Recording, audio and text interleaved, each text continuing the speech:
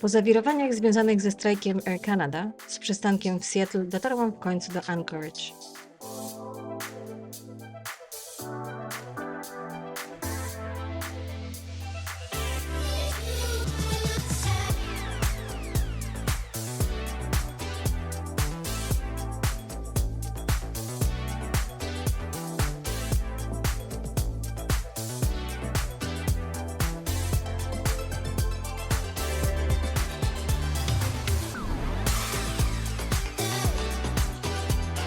Jadąc pociągiem przez malownicze tereny, po ponad 5 godzinach dotarłam do Seward.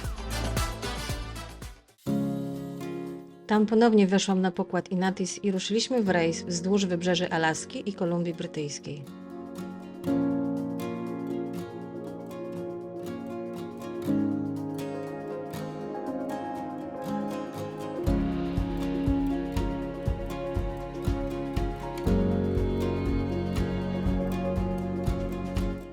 Alaska należała kiedyś do Rosji, która w 1867 roku sprzedała ją Amerykanom.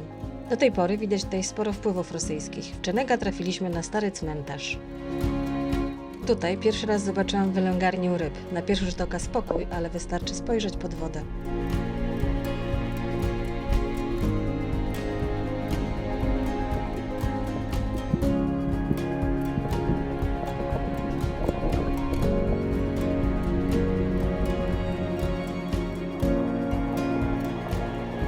Byliśmy tam, kiedy łososie wracają do miejsca, gdzie się wykluły na tarło. Następnie większość z nich umiera. Zmagają się z silnymi strumieniami, aby dostać się do miejsca przeznaczenia. Często walcząc nie tylko z prądami.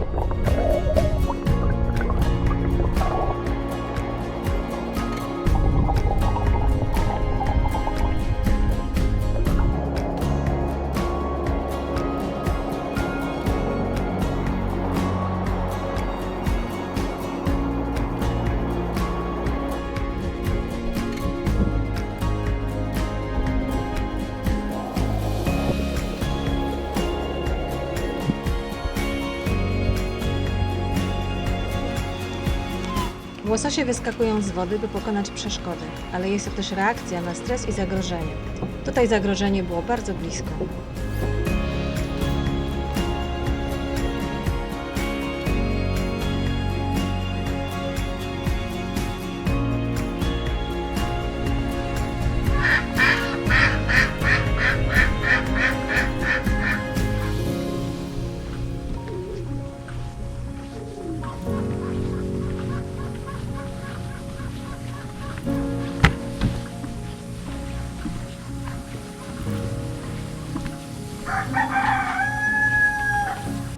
Na pierwszy rzut oka spokojne miejsce, ale obok kaczek i kogutów można tu spotkać nieco większe zwierzęta.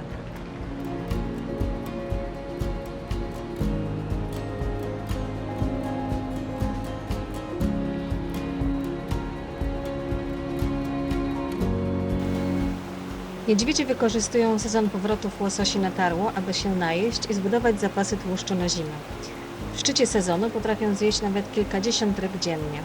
Jednak nie jest tak łatwo złapać rybkę, muszą się nieźle nagimnastykować.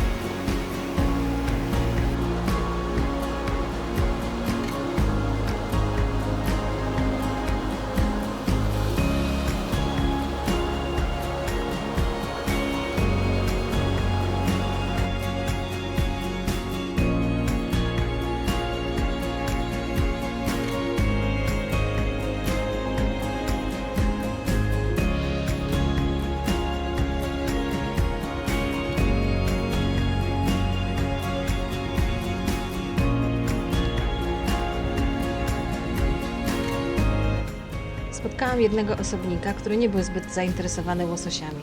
Może się już najadł. Miałam wrażenie, że szukał odrobiny spokoju.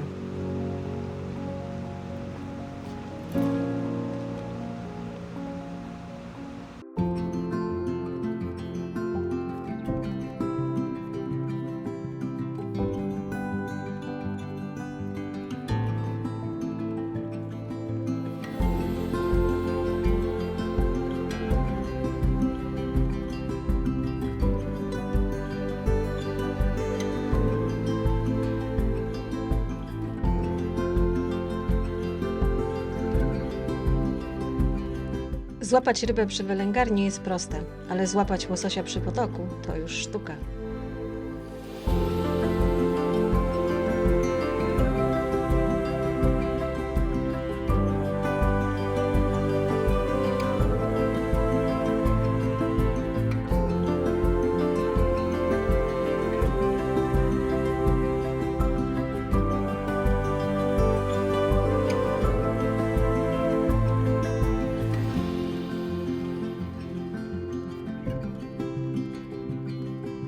Podglądanie niedźwiedzi jest hipnotyzujące. Ciężko się od nich oderwać.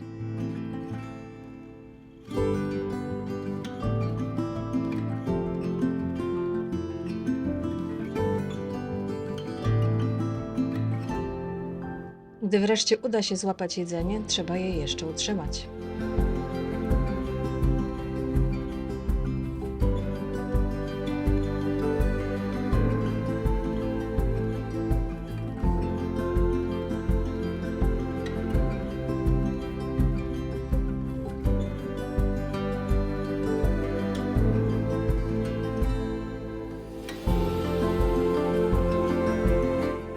Dla mnie zaskakujące było, jak długo łososie walczą o życie.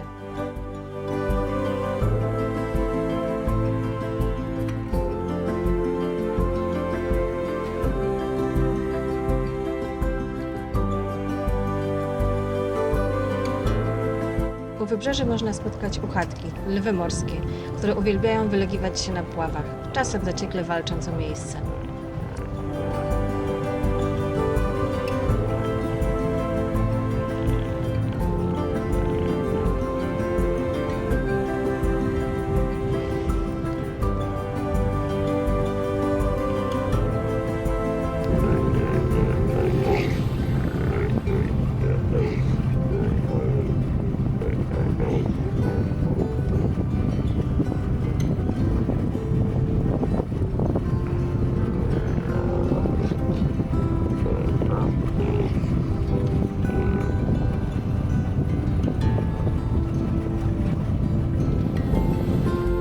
Niektóre nie muszą.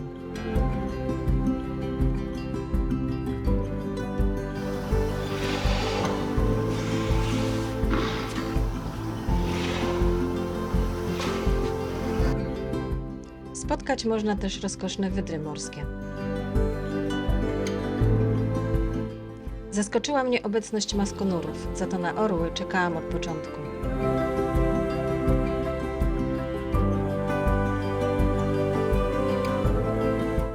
Nie było łatwo je uchwycić, ale w końcu się udało.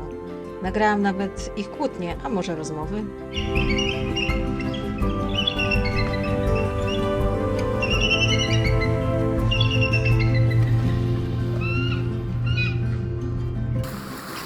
Raz podpłynęły do nas morświny na krótką zabawę.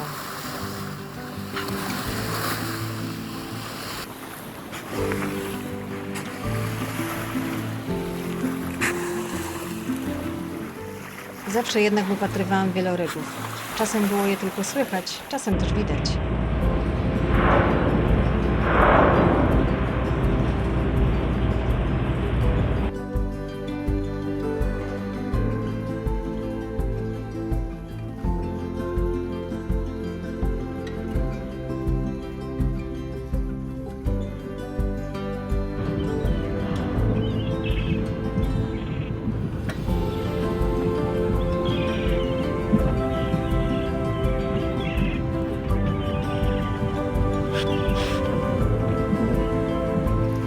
Spotykaliśmy też bardziej znajome gatunki. Generalnie cały czas czułam się jak na planie dokumentów BBC Earth.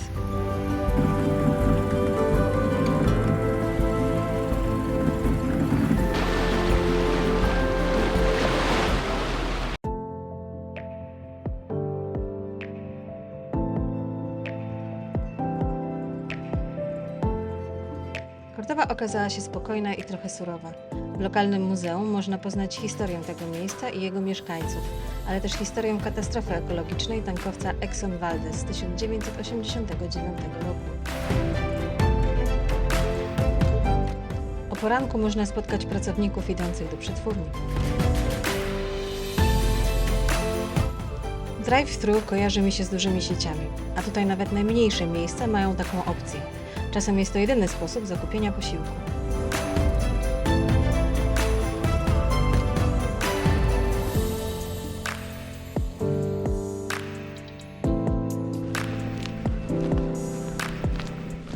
Jakutat to małe miasteczko z sądem, sklepem wielobranżowym i barem. Przede wszystkim zachwyca jednak obłędnymi widokami.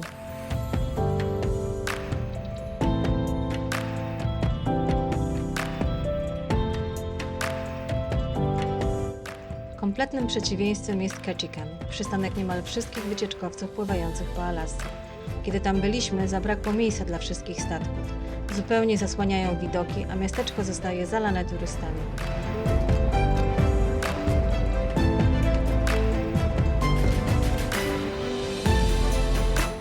Dopiero gdy odpłyną, można spokojnie zacząć zwiedzać.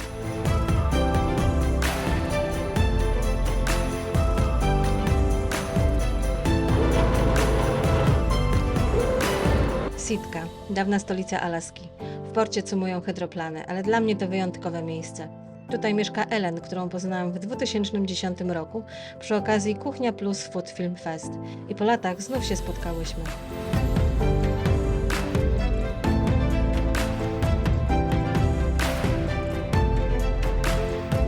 Ellen zabrała mnie do lokalnego radia pełnego płyt CD, starannie uporządkowanych.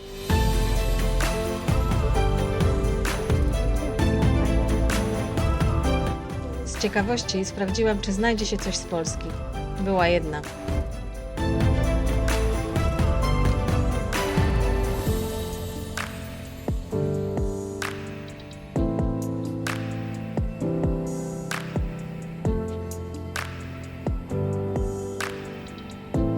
Mąż Ellen, Spencer, zaprosił nas na swoją łódź, na której wciąż wypływa na połowę.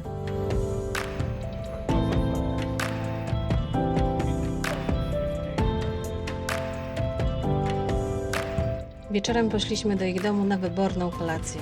To był niezapomniany czas.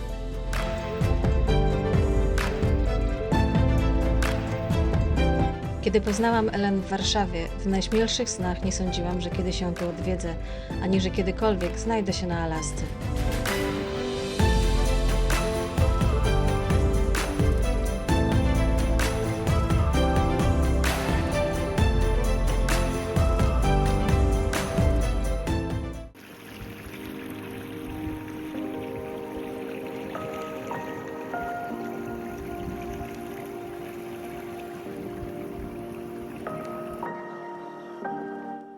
Point Baker bardzo ucierpiał w trakcie COVID-u. Teraz nowi mieszkańcy chcą postawić miasteczko na nogi.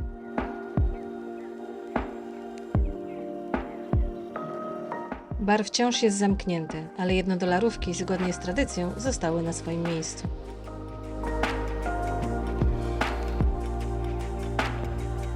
Przystanek Alaska był moim ulubionym serialem z dzieciństwa.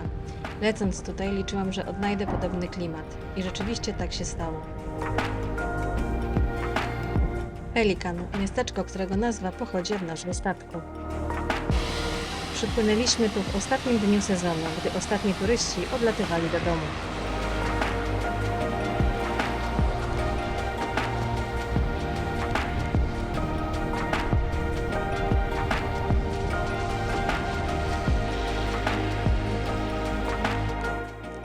Miasto ze względu na pływy zbudowane jest na palach.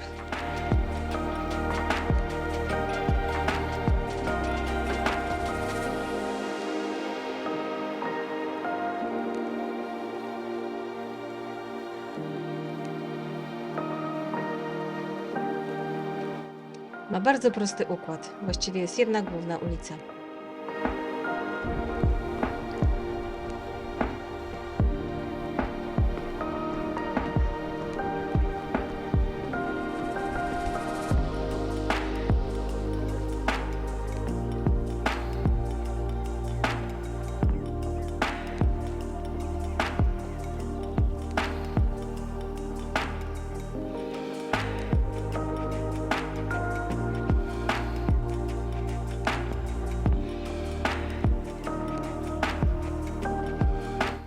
Ludzie są tu niezwykle otwarci i przyjaźni, jak w wielu miejscach na Alasce.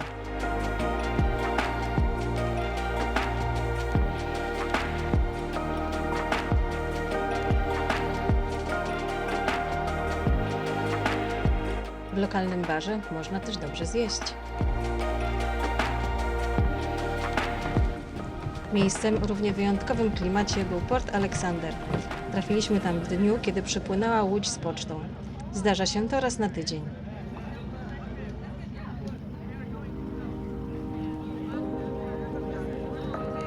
Przesyłki są bezpośrednio odbierane przez adresatów bądź przenoszone na łódkę, która dostarczy je na pocztę.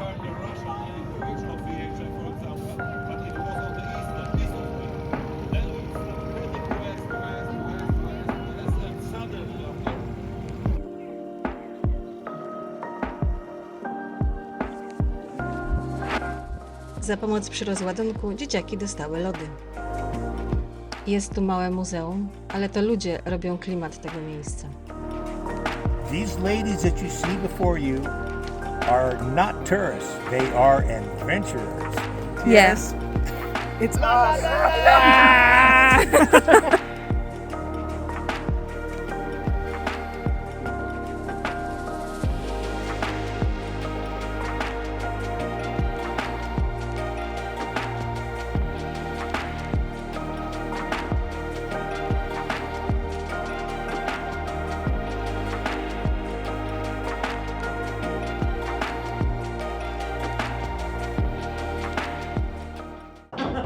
Wiele z tych miejsc oferuje dodatkowe rozrywki. Jedne dobrze nam znane, a innych musieliśmy się nauczyć lub wymyślić własne zasady.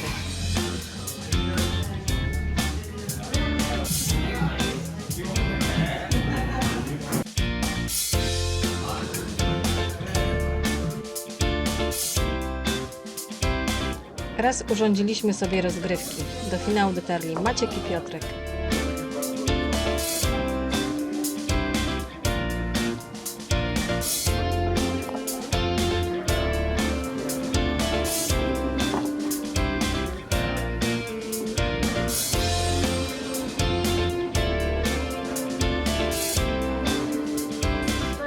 W finale zwyciężył Maciek. Totalnym zaskoczeniem były dla nas kręgle w starej opuszczonej fabryce.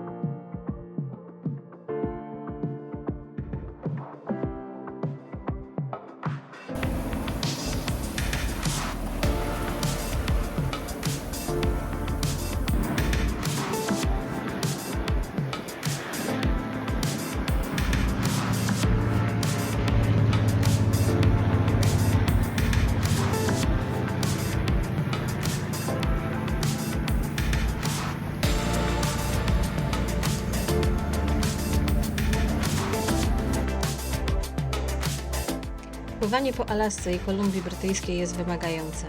Po pierwsze, są tutaj duże pływy.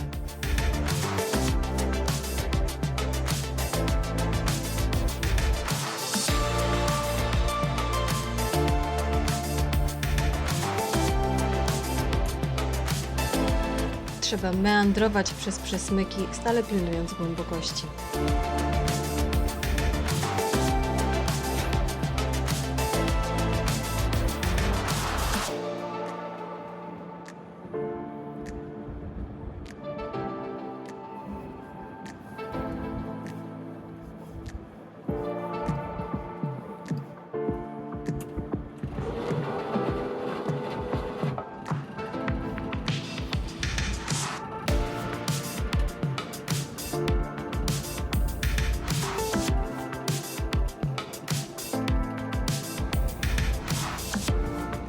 Trzeba uważać na różne wodorosty, by nie dostały się do śruby silnika.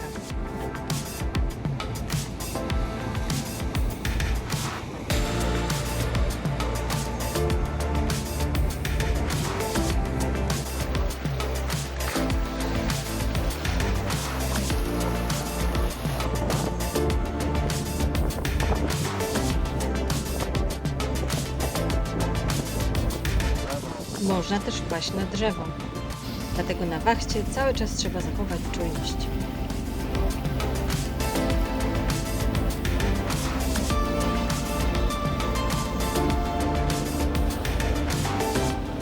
Przepływamy przez Seymour Narrows, odcinek znany z bardzo silnych prądów.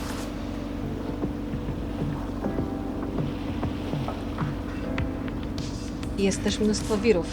Z Moniką robiłyśmy zakłady, w którą stronę skręci Tizzy. Wychylenie starło mocno w lewo nie oznaczało, że tam popłynie.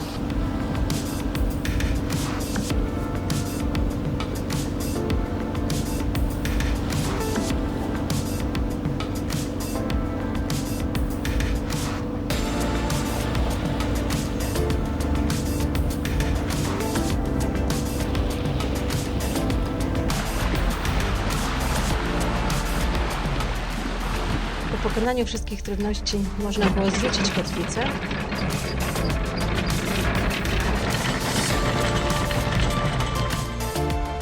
i kajakami podpłynąć w wyjątkowe miejsca. Macie kilka takich namierzu na naszej trasie. Na przykład niesamowite gorące źródła, do których prowadził obłędny szlak.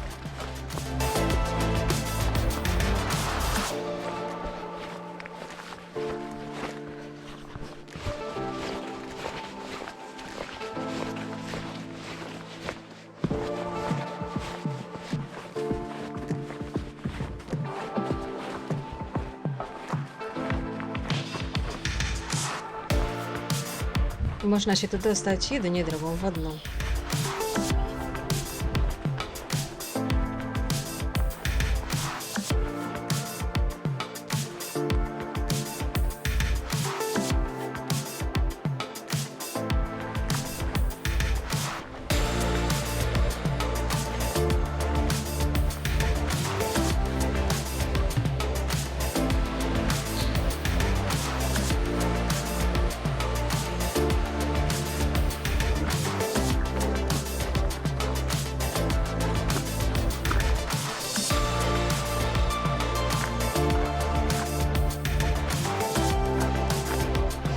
Do innych szlak był mniej spektakularny, ale za to rozpościerał się z nich widok na Tizzy.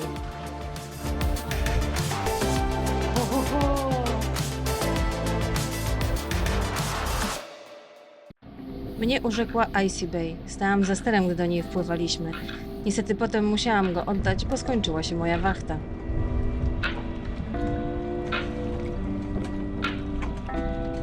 Tutaj te sztyczki poszły w ruch.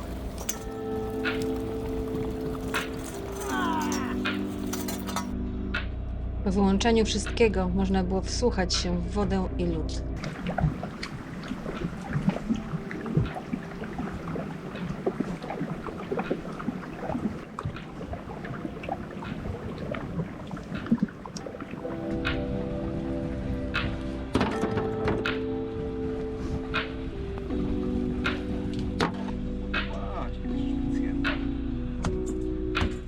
Jak również zaopatrzyć się w lód do drinków i celebrować kapitańskie urodziny.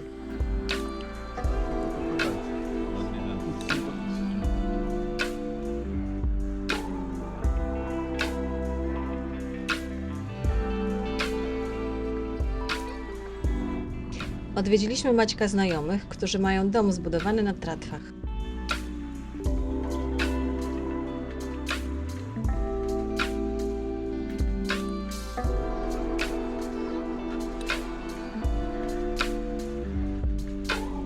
Jest m.in. szklarnia z obłędnymi pomidorami.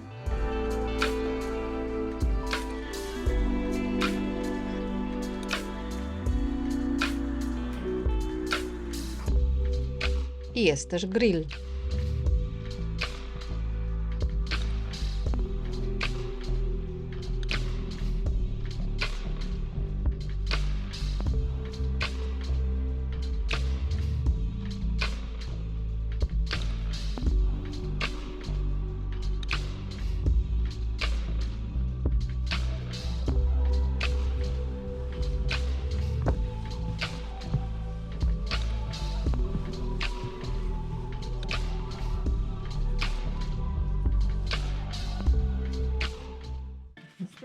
Trafił mi się wtedy kambus. Na kolację były steki wołowe, jagnięcina i bataty z grilla.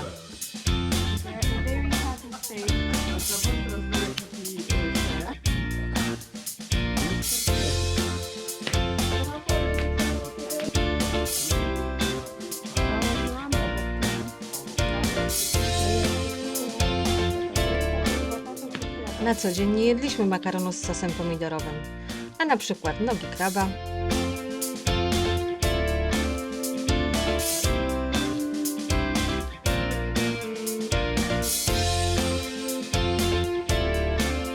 wyśmienite cynamonki, piklowane wodorosty, tegoroczne odkrycie,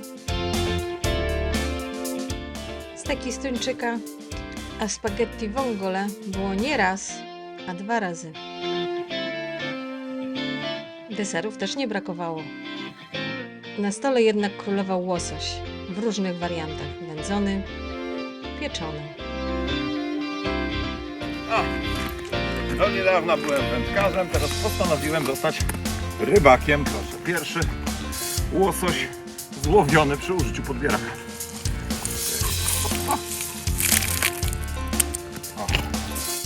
A czasem wystarczył tylko uśmiech, by dostać świeżo złowionego łososia. Musiałam jedynie oddać hak.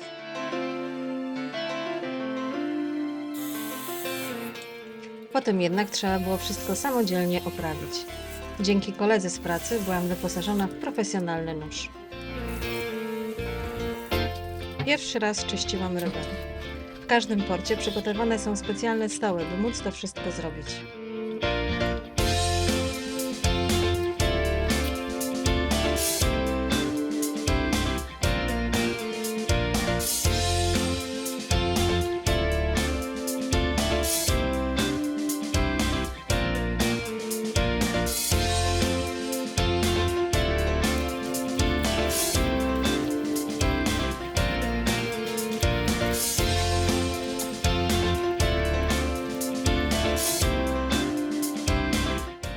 Nad techniką filetowania muszę jeszcze mocno popracować.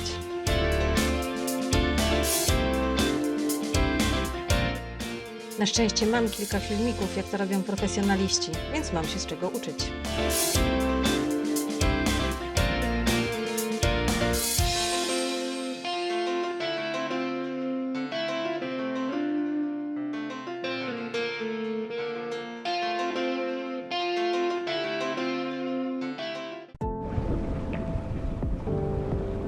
W Jakutat dzięki Natalce poznaliśmy Skipa, należącego do plemienia Tlingit, który przybliżył nam ich kulturę.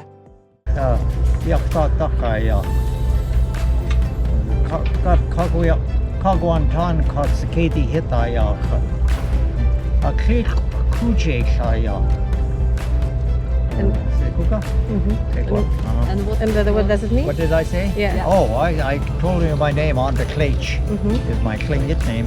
And then I said, Yaktatakaya, that means something, Yakutat. And then I said, Gashliat Kagwantan, Sakedi Hitayakhat. In other words, that's my clan. I'm an eagle and a beaver house. Yeah. Okay. And Guchaya, Ki, those are our totems. And that was kind of what I was saying.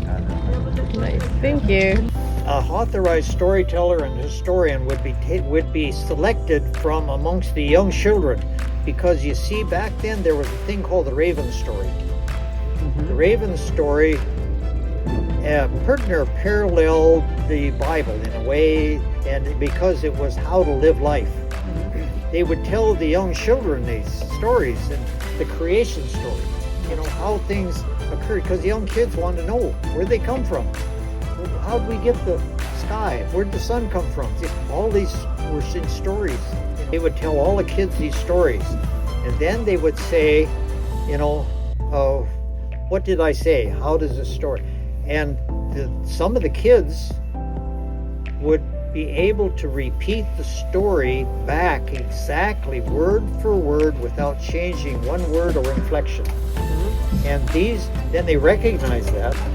And so they groomed this person, a boy or a girl, didn't make no difference, that had the ability to hear a story hear the history, whatever, and be able to repeat it back identically without changing anything, then they became the authorized storyteller for that clan. But there was a rule, there's a Tlingit rule, you can't tell somebody else's history. You can only tell your own clan's history. It's a violation of protocol, you might say, to tell somebody else's clan's history. Dokądkolwiek nie dopływaliśmy, natrafialiśmy na totemy. Pełnią one funkcję kronik plemiennych.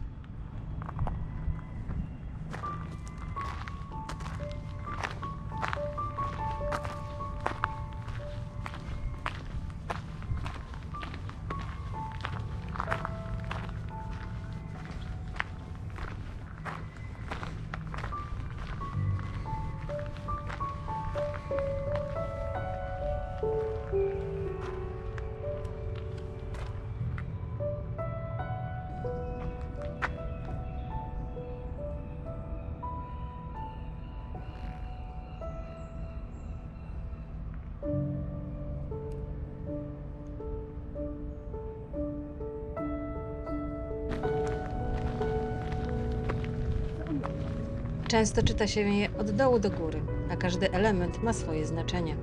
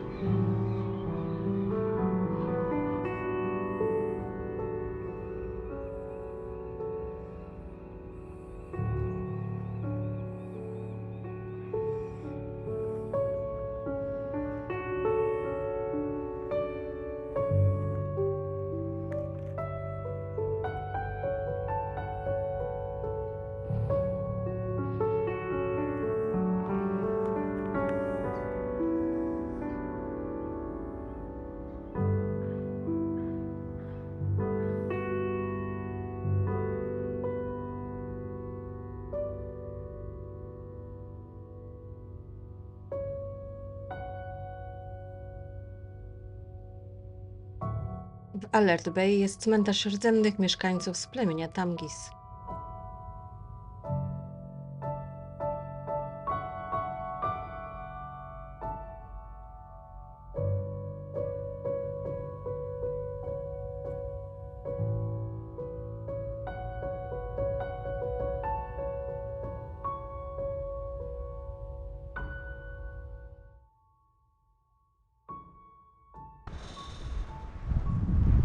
Znajdziemy tutaj też najwyższy totem świata.